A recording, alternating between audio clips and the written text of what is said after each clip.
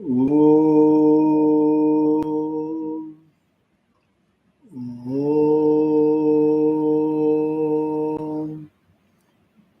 Om.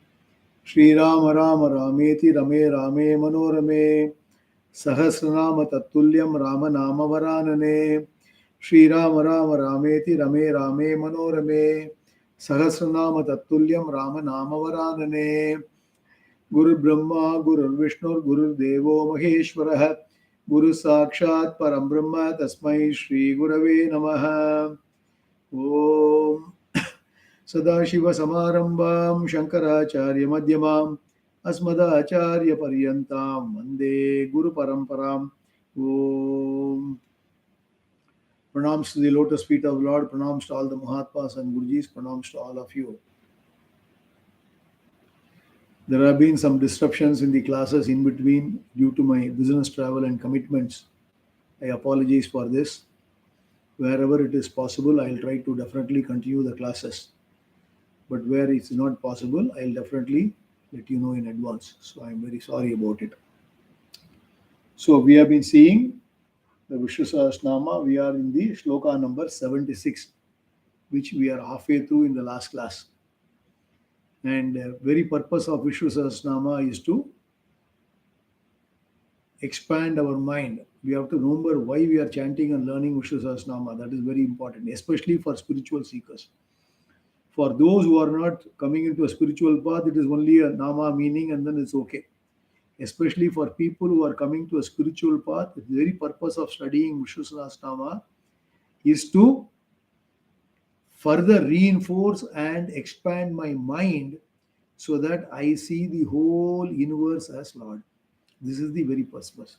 Otherwise called divinization of the universe, expansion of the mind, and looking at each and every object, each and every being in the creation, or each and every situation in the world we encounter, everything is Bhagavan.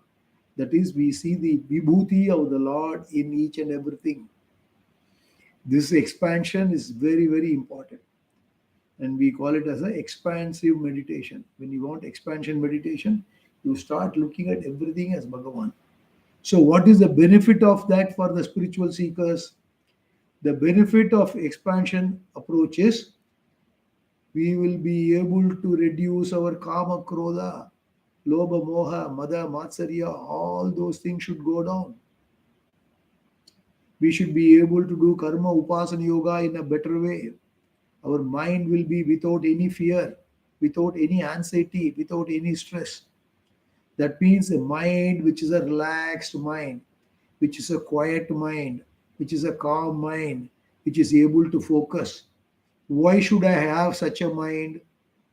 The first one is I will definitely enjoy. Everybody is looking for happiness and calmness and peace only. That is a regular benefit for every person. For a Vedantic student, it is absolutely important when you want to go to Jnana Yoga, where you require utmost concentration while Shravanam, and Shravanam means listening to the classes, and then Mananam, you require a calm mind, and then for Nididhyasanam, you get a calm mind. So for that, you require a calm mind means you must be able to remove all the dirt in the mind and make the mind calm and quiet and able to focus. So Vishnu Sahasranama achieves all those things. Technically put it, if you are able to really understand and assimilate and lead the ways Bhagavan asks us to look at the world, universe, Vishwam Vishnu, then my sadhana chatushtayam improves. Vivekam, Vairagyam, Shamaha, Damaha, Uparama, Titiksha, Shraddha, Samadhana, and Mumukshutvam increases. Thereby, my qualification, my mind is prepared, better prepared to go to Jnana Yoga. So Vishnu Sahasranama is a very, very important, one of the very important stotram, which is very much in practice, and most of the families chant regularly. Most of the people know by heart, and this consists of two parts, rather three parts, put it this way. The first part is the dhyana. The basic part is dhyana. where you meditate upon the Lord first. That is called Upasana Yoga. Shiro, Dhanva, Pradeshe, etc. That is the Upasana Yoga. Then when you come to know the meaning of each of the shlokas, then it becomes a Karma Yoga where you do Parayanam. So initially you are supposed to invoke the Lord in our heart by Upasana Yoga. Then you do the Parayanam of the main Namas, which is the Karma Yoga. Of course, at the end there is a Palashruti. And the Palashruti, for people who are in the path of spirituality, they get moksha very quickly. That's what Vishnu Sahasranamam says. For everybody, there's a prayojana. For people who are in the path of Vedantic studies and looking for moksha, liberation, what is that? You will soon get it. That is how the Vishnu Sahasranamam is there. So every Nama gives us the understanding. And once I understand, I should be able to see the Lord. Whichever Nama appeals to you, it is fine. You may not be able to remember all the 1,000 Namas. None of us can remember. At least I cannot remember. At least each Nama, when we repeating, recalling, you will be able to enjoy. There have been handbooks like kind of a thing. For each Nama, I have already circulated. For each Nama, what is the immediate meaning? You can just browse it. One word meaning is given. So you should be able to do that. So now anyhow, now let us go back to where we left. We are in the 76th shloka. Bhuta vaso vasudevah sarvasu nilayo nalah darpaha darbado drupto durdharota parajitah. Bhuta vasaha, the abode of all beings. Vasudevah, one who covers the jagat. Sarvasu nilayah, the abode of all pranas. Analaha, who has no limit. Darpaha, the destroyer of pride. Up to this, we have seen in the last class. 2 weeks of gap is there, so I thought I will recap a bit. Now we will continue. Now we are going into the 713th Nama, 713. Now, Darpaha aduthathu, next one, Darpadaha. Darpadaha means the giver of righteous pride. Darpaha refers to destroyer of pride, and Darpadaha refers to the giver of righteous pride. Here, Darpa is a justified pride. What do you mean by that? A self-confidence born of name and fame. When people follow Dharma, he gives them the karma pala in the form of name and fame. Even though a spiritual seeker is not looking for name and fame, by the very fact that the person is following Dharma, everything will come. Bhagavan said, no, ananyas chintayam tomam yajana paryupasate tesham nityaviyuktanam yogakshemam vahamyaham. He said in Gita, I will take care of the yoga and kshema of such a person. So obviously name and fame will be the secondary benefit, avantara palam. The secondary benefit of such a chanting and understanding and then going through the Vishnu Sahasranama and following a lifestyle. And what is that? Follow the dharma, dharmic path. And the karma pala is in the form of name and fame, so that their contribution is never forgotten. As a result of the contribution of the person in the form of the karma pala, Bhagavan does not let their name disappear.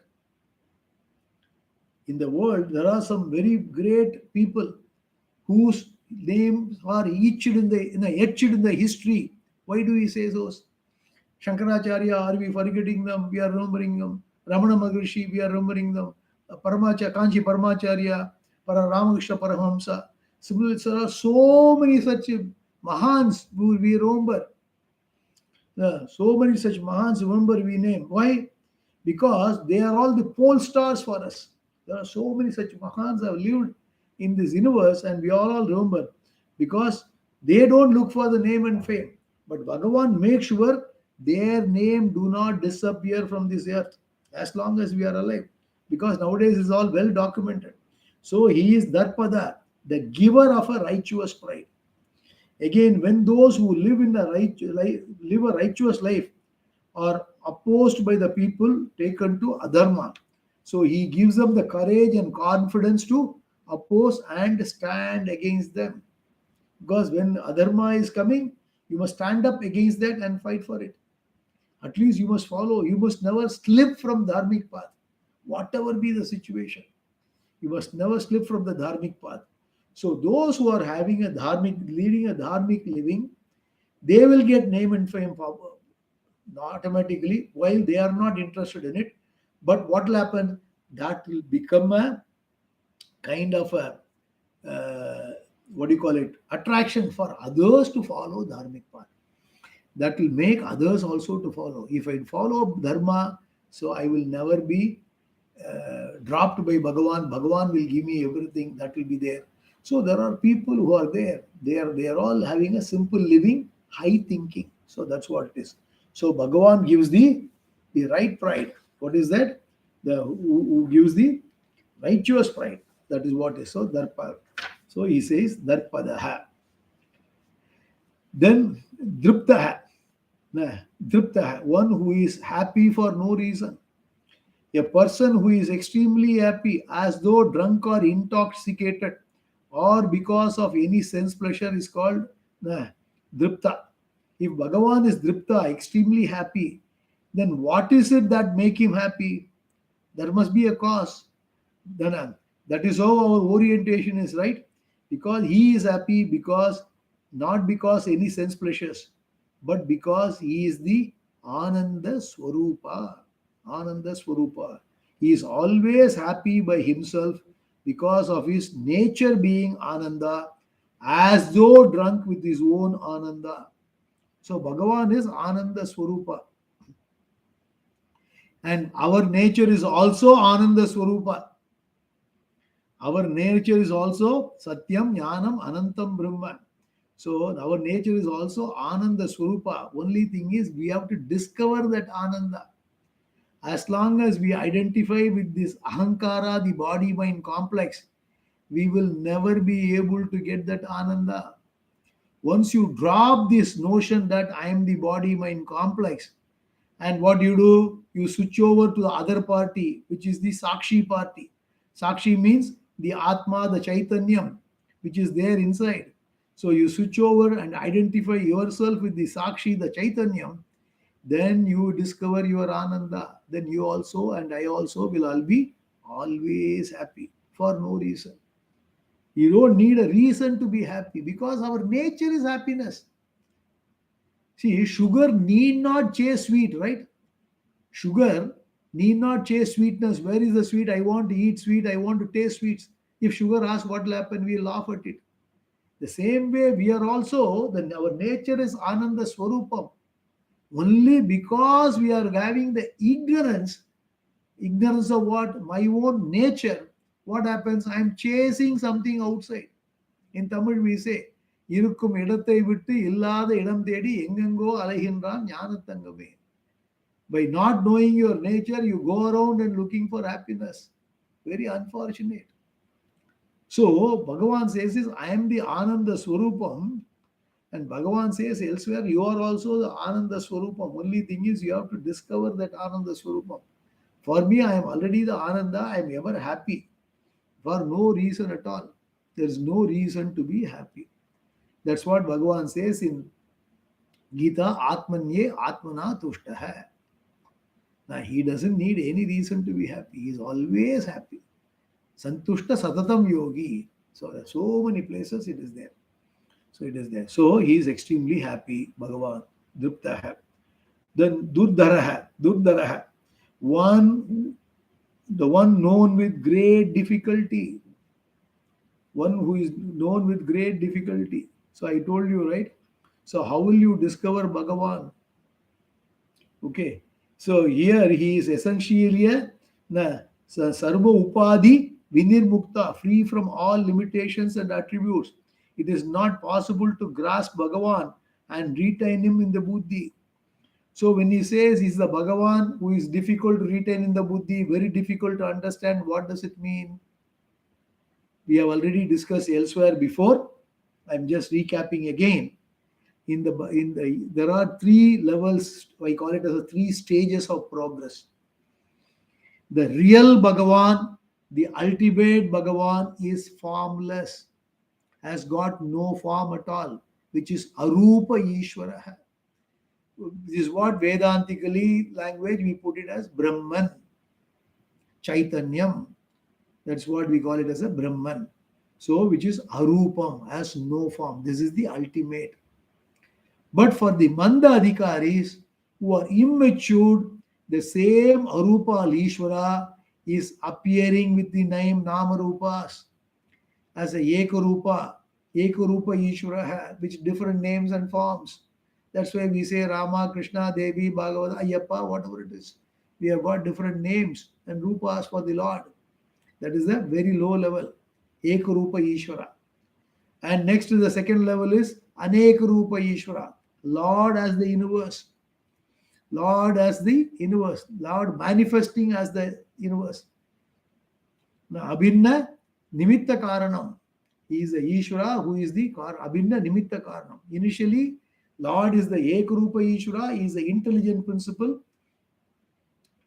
Sorry, Abhinna Upadana Karanam. Second one is Abhinna Upadana Karanam. First one is Nimitta Karanam, which is the intelligent principle. Second one is Abhinna Upadana Karanam, which is a Lord as manifesting as the as a Bhagavan, as a Ishvara, as a world. Lord as the world is this Aneka Rupa Ishvara. So Eka Rupa Ishvara is for the first beginner.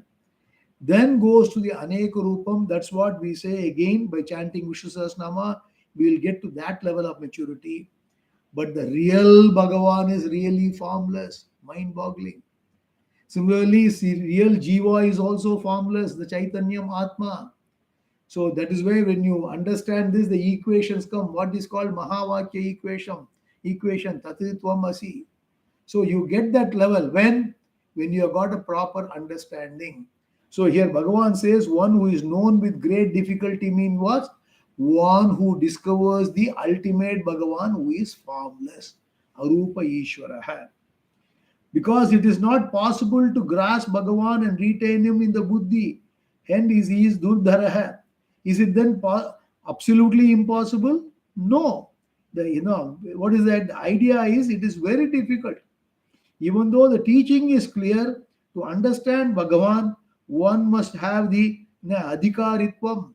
Adhikaritvam means qualifications. Now, fourfold qualifications, sadhana chatushtaya sampannaha, the preparedness, and also antakarna shuddhihi, the purification of the mind, purity of the mind. It needs a certain amount of maturity. It's required maturity, prepared mind, dedication, and eagerness to understand Bhagavan. Bhagavan is the easiest to know for one who is ready, and he is the most difficult one to know who is not ready. The readiness needs a certain preparations which comes down from many births. Aneka janma samsiddha tadoyanti paramgatim. Fourth chapter of Gita. Aneka janma samsiddha. You try, you start somewhere. Don't wait. Will I get moksha this janma? You will get it. Get it means what? Moksha, getting is what? Understanding my Swarupam is called moksha. Understanding I am the Ananda Swarupam is called moksha. It is not going and reaching Vaikuntha or Kailasha.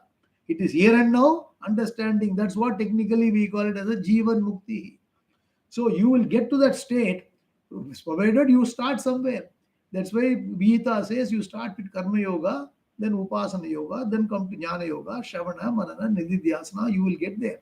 It is easy for those people who are ready to spend some quality time, at least 1 hour a week, coming and studying Gita properly. Vishnu Sahasranamam is a teaser for those people to study and come to Gita, or it is a refresher for people who are already in the path of spirituality. So Gita is a compulsory, I told you, must for everyone, because that only gives the detailed, structured roadmap.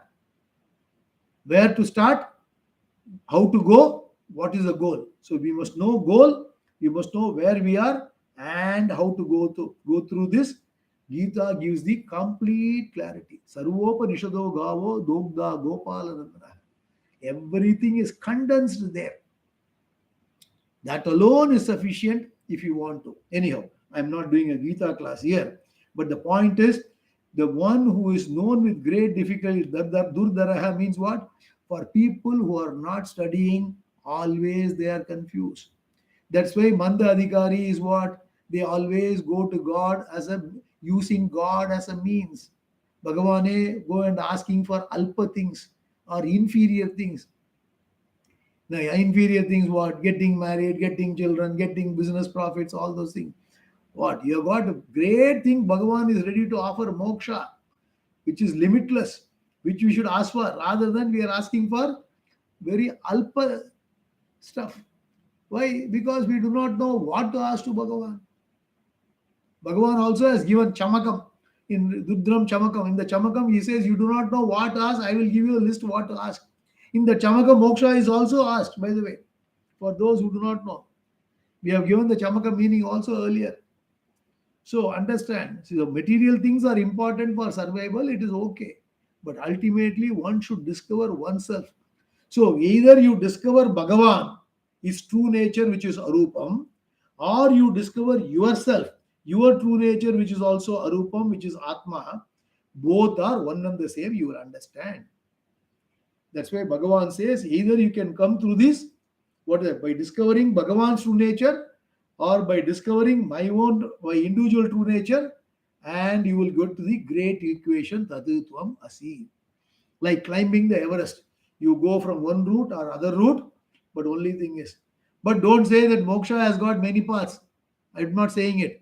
Here, only thing is discovering Bhagavan or discovering individual. That's what I said. Because there are confusions. I mean, moksha can come through karma yoga or jnana yoga, karma yoga, upasana yoga, kundalini yoga, hatha yoga. So all these things, there are many paths to moksha. We don't say the discovery of the Bhagavan or the discovery of the individual, both will lead to only one conclusion. What is that? Sarvam Brahmamayam Jagat, Sarvam Vishnumayam Jagat. Brahma Satyam, Jagan Mithya, Jivo Brahmaiva Naparaha. That conclusion you will get it. Okay, so it is difficult for people who are not prepared. So, first thing is what? While you know the roadmap and the end state, we should start preparation. That is where Karma Yoga helps.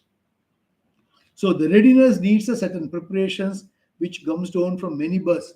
The mind, which is always moving in the realm of forms and attributes with reference to our own body and also the world objects, find it difficult to conceive the formless.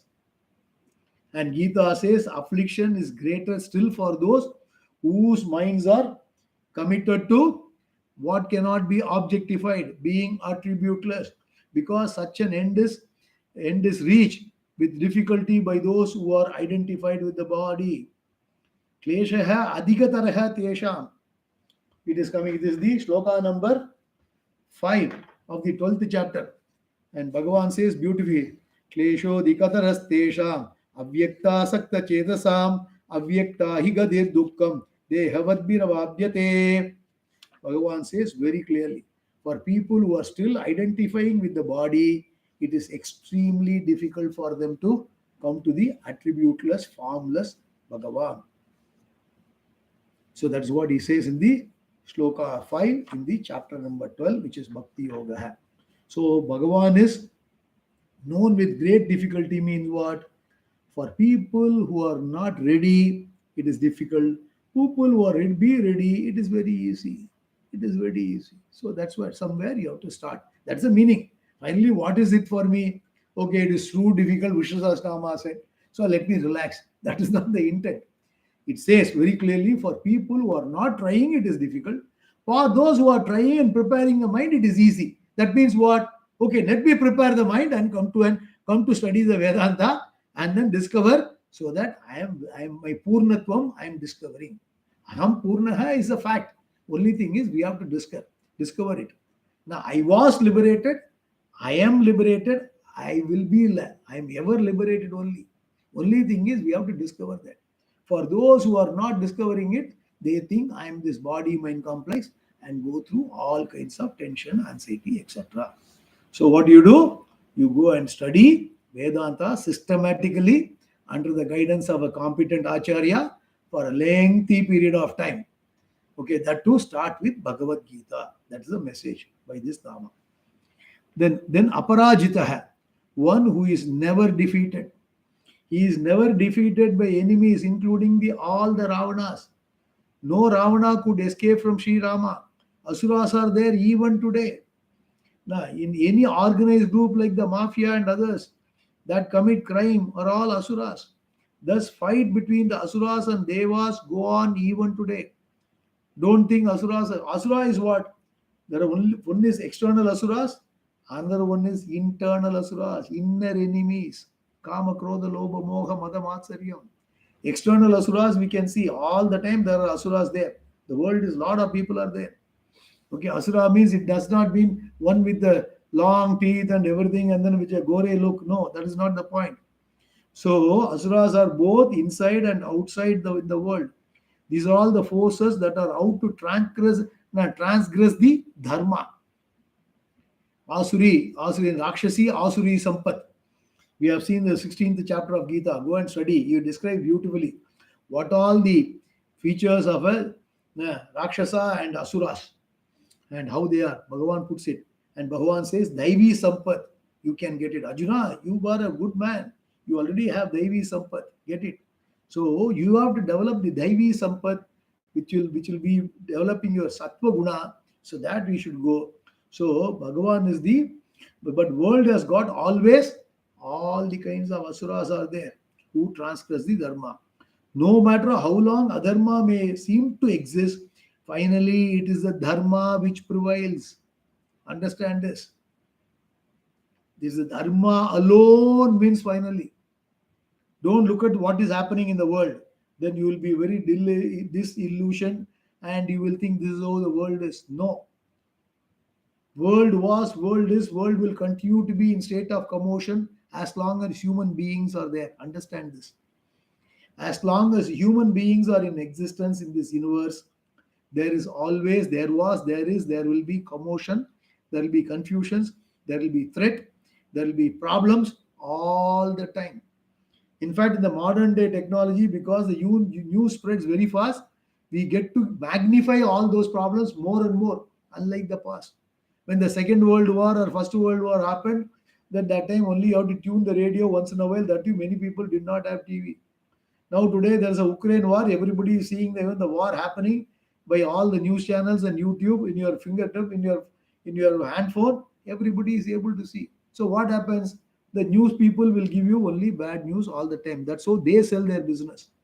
And you are bombarded with all the wrong news all the time.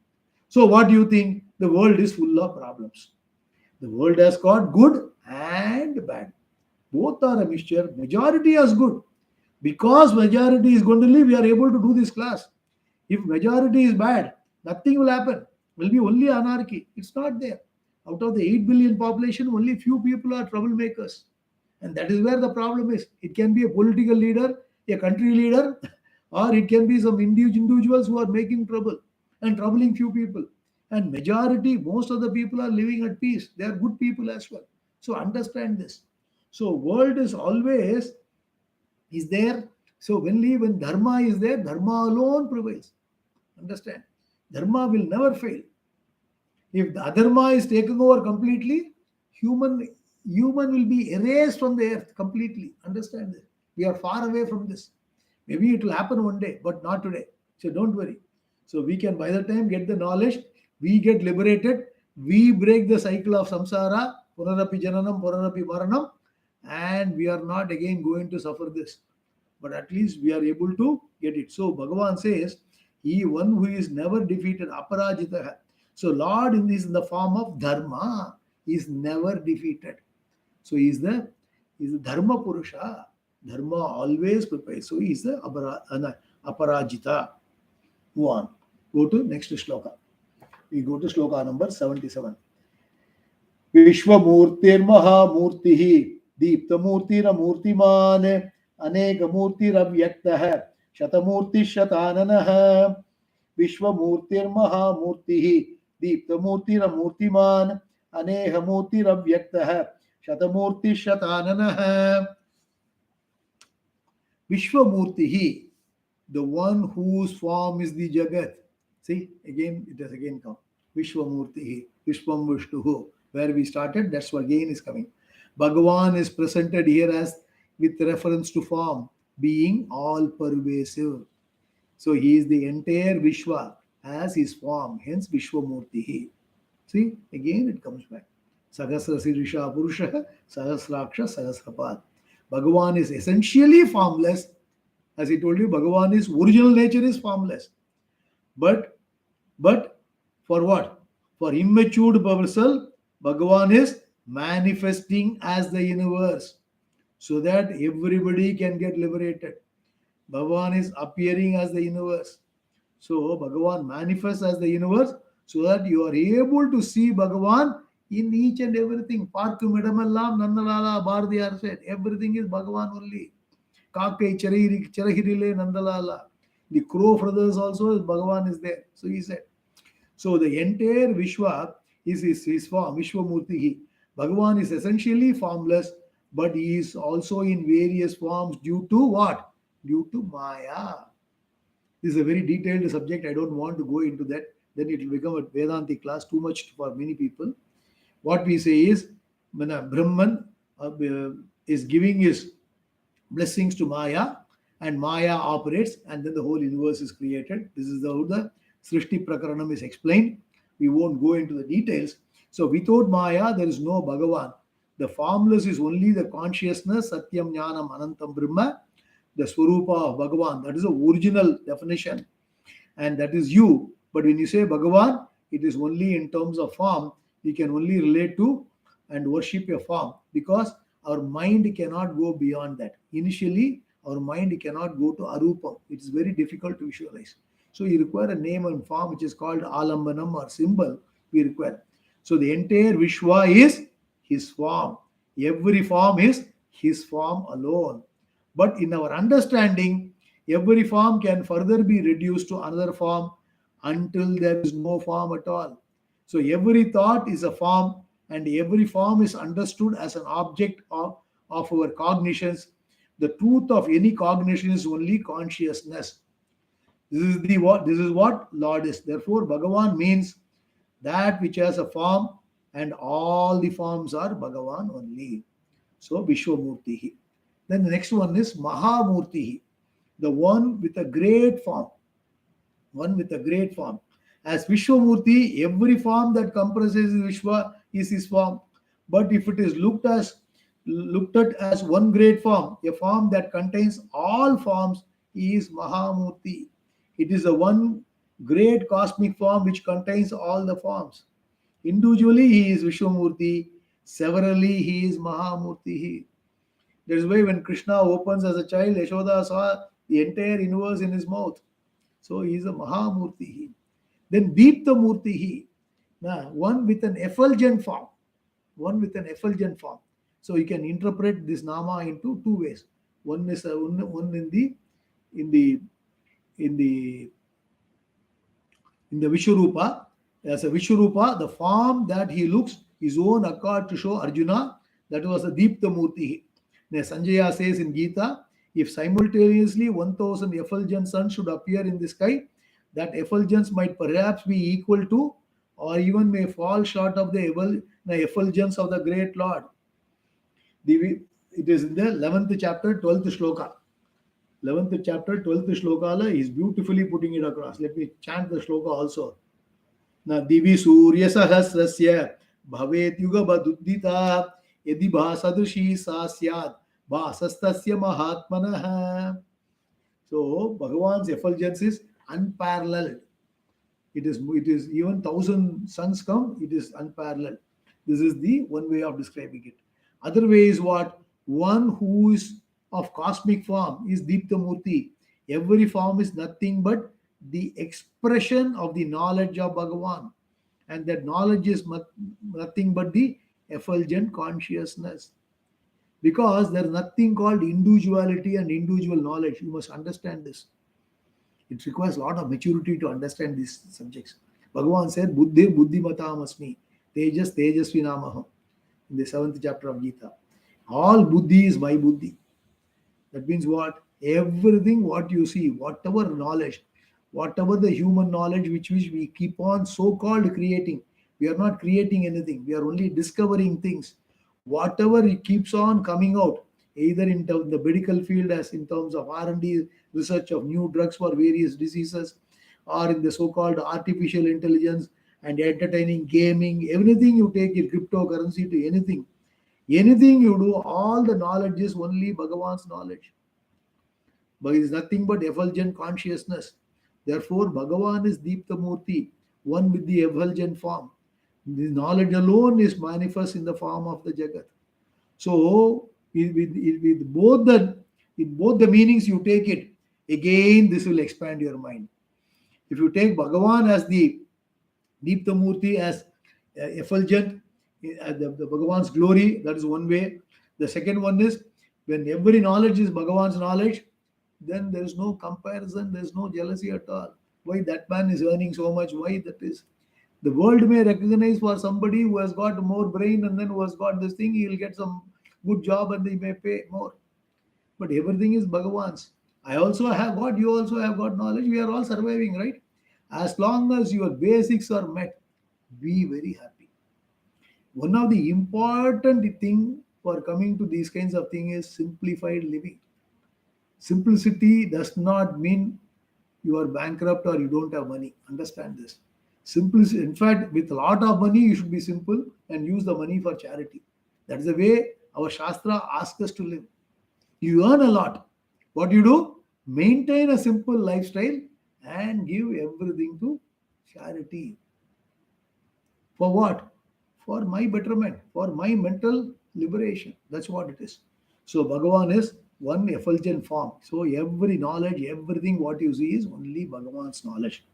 Then Amurtiman. Amurtiman, one without a form. See, earlier we said Bhagavan is everything. Now immediately, he say immediately Amurtiman. See, it is what is confusing. Now, then this is for, that's why I always say when you come to Vishnu Sahasranamam or even Rudram or any scripture you want to, even Bhagavatam, Ramayana, Mahabharatam, if you want to study them and understand properly, a Vedantic background will be extremely useful. Otherwise, it will be very confusing what it is trying to say. In fact, there are so many confusing stories or incidences in Ramas and Ramayana which is still being debated. Without knowing the what dharma and adharma, you will not be able to understand. Similarly, Mahabharata, full of confusion.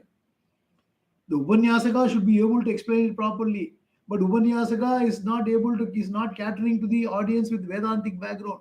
So he'll give you some superficial inputs for the general public. But general public, what they say, some people pick up those portions and they get confused and they say these are all useless. Why now? Why Rama asked Sita to do Agni Pravesham? And why Sita, as a pregnant woman, was sent to forest? These are all the stupid questions people ask without understanding. That's why the Vedantic background will be extremely helpful. Here, when you say Amurtiman without a form, that means what? As I told you earlier, Bhagavan really does not have a form. The form is only a essential stepping stone for us. Ekarupam, Anekarupam is only an initial one. Ultimately, Bhagavan is Amurtam. Amurtiman, Amurtaha, that also you can say, without any form. Because why? Since there is no karma to give him a form, therefore he does not have a body of his own. Only when there is a karma, there is a prarabdha, there is a punya papa, one gets a form. Because one has to be born again to exhaust the karma. And again, the Janma Marna cycle keeps on continuing. How? You have got a prarabdha. Prarabdha is what? A bundle of punya papam which is fructifying now. A portion of it is called prarabdha karma. And you get the body. Either it's a human body or any animal body, whatever it is. Then you again, whatever, as a human body, what do? You again do various karmas. And in human body, you accumulate some punyam and papam. Again, go back. Again, it continues. Whereas Bhagavan is akarta, abhokta. He is neither the doer nor the enjoyer. And so he doesn't have any form at all. Because only when you have got the karma is there, to exhaust the karma, you require a body. It can be a buffalo body or a human body, depending on the prarabdha which is fructifying. So here Bhagavan is Amurtihi. But when he assumes an avatara, what is that? He has got his own form. And although he does not have any karma to give him a particular form, the results of prayers of the devotees become the material for Ishvara to assume a given form. You can see that in the various stories.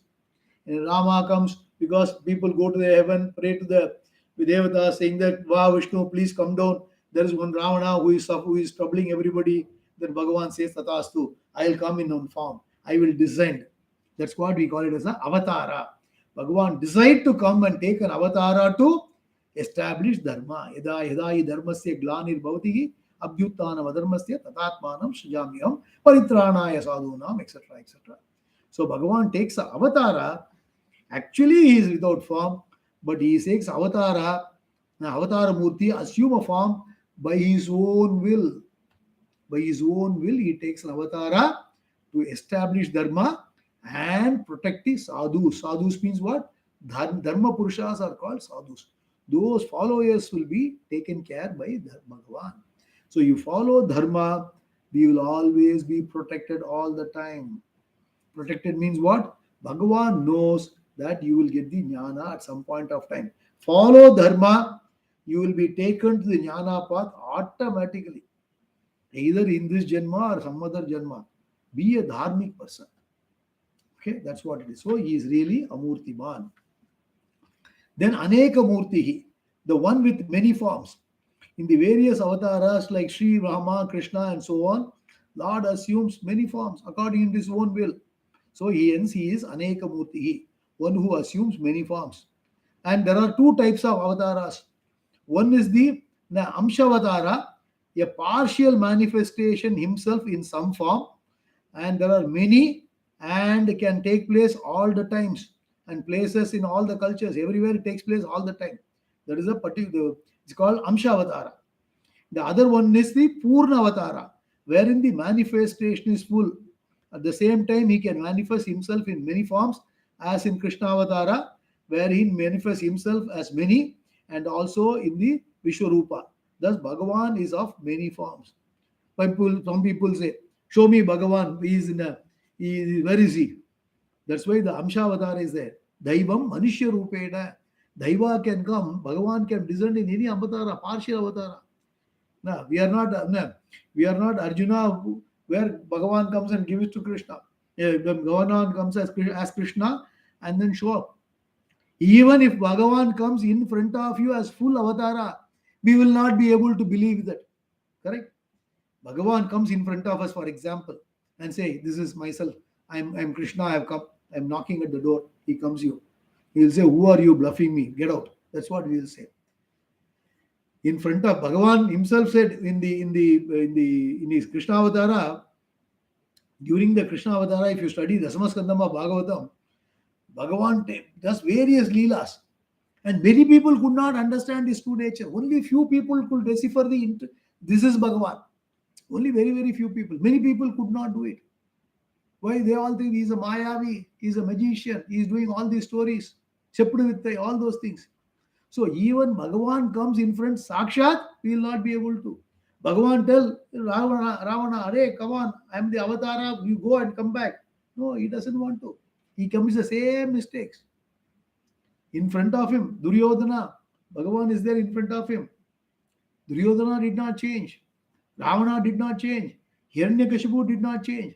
So Avatara, even Bhagavan comes in front of you, you will not be able to unless the mind is prepared to decipher the Lord. In fact, as you go deeper and deeper into study and then your transformation takes place, you will be able to discern the Lord in everyday experience.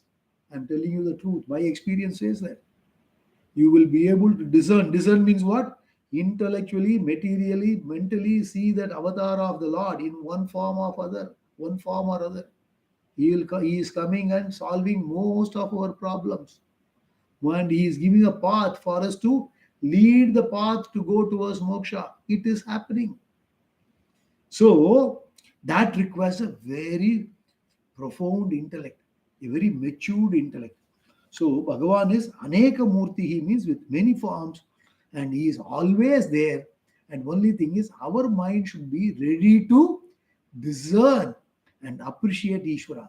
So more and more you see Ishvaratvam in the entire universe, you will be able to appreciate Who is giving rain? Who is giving the sunlight like this? Who is giving the four seasons?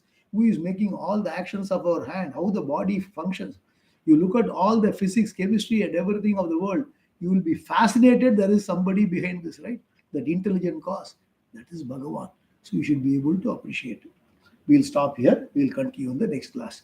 We'll continue next class. It will continue next week. I'll definitely be there. We'll continue. ॐ पूर्णमदः पूर्णमिदं पूर्णात् पूर्णमुदच्यते पूर्णस्य पूर्णमादाय पूर्णमेवावशिष्यते ॐ शान्ति शान्ति शान्तिः लोकाः समस्ताः सुखिनो भवन्तु लोकाः समस्ताः सुखिनो भवन्तु लोकाः समस्ताः सुखिनो भवन्तु स्वस्ति प्रजाभ्यः परिपालयन्तां न्यायेन मार्गेण मयि महीषाः गोब्राह्मणेभ्यो शुभमस्तु नित्यं लोकाः समस्ताः सुखिनो भवन्तु. श्री गुरुभ्यो नमः. कृष्णार्पणमस्तु. We'll see you again next class. Hari Om.